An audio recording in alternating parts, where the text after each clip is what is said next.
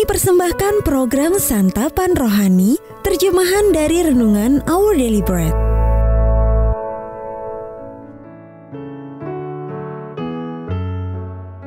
Sahabat ODB, pembacaan Alkitab hari ini terambil dari Kolose, pasal yang keempat ayat yang ke-7 sampai dengan ayat yang ke-10.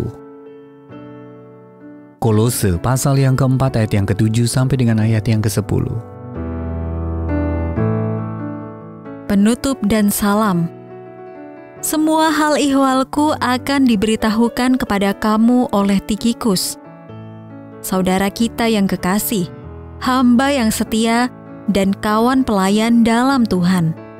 Ia kusuruh kepadamu dengan maksud supaya kamu tahu akan hal ihwal kami dan supaya ia menghibur hatimu.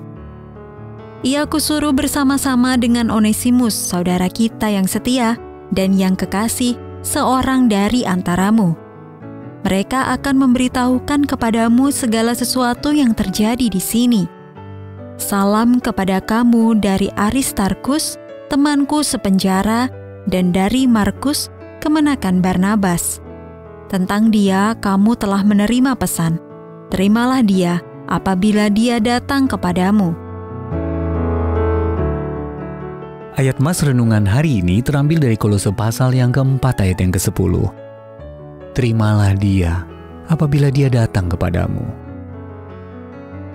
Judul renungan kali ini, Mengasihi Orang-orang Terkasih, ditulis oleh Mike Whitmer. Amos orang yang sangat ekstrovert, sedangkan Denny penyendiri yang tidak percaya diri. Entah bagaimana kedua orang jenius dengan kepribadian bertolak belakang ini menjadi sahabat karib. Mereka tertawa dan belajar bersama selama 1 dekade penuh. Hasil kolaborasi mereka kelak akan dianugerahi hadiah Nobel.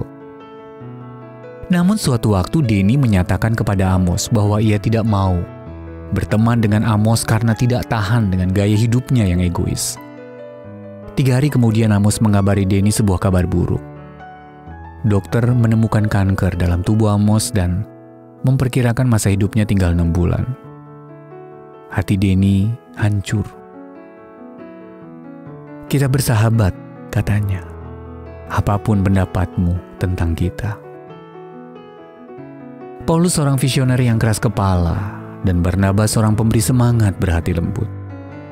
Roh Kudus menempatkan mereka bersama-sama dan mengutus mereka dalam suatu perjalanan misi. Kisah Para Rasul pasal yang ke-13 ayat yang kedua sampai dengan ayat yang ketiga. Mereka mewartakan Injil dan merintis gereja, sampai akhirnya mereka berselisih paham tentang pembelotan Markus. Barnabas ingin memberi Markus kesempatan kedua, tetapi Paulus menganggap Markus tak lagi dapat dipercaya. Akhirnya mereka berpisah. Pasal 15 ayat 36 sampai 41. Pada akhirnya Paulus memaafkan Markus, yang menutup 3 suratnya dengan salam dari Markus atau pujian tentang dirinya. Kolose pasal yang keempat ayat yang ke-10, 2 Timotius pasal yang keempat ayat yang ke-11, lalu Filemon pasal yang pertama ayat yang ke-24. Kita tidak tahu apa yang terjadi dengan Barnabas. Apakah ia hidup cukup lama untuk berdamai kembali dengan Paulus? Mudah-mudahan. Tetapi apapun situasi Anda hari ini, cobalah untuk merangkul kembali mereka yang pernah bersengketa dengan Anda. Sekaranglah waktunya untuk menunjukkan dan memberitahu mereka betapa Anda mengasihi mereka. Sahabat ODB, dengan siapa Anda perlu berdamai dan bagaimana Anda menghadapi kepedihan hati Anda jikalau orang itu ternyata sudah tiada.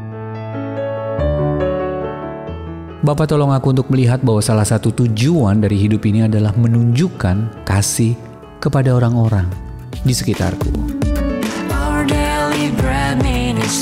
Untuk menerima notifikasi video baru kami, silakan tekan tombol subscribe dan tanda lonceng di bawah ini.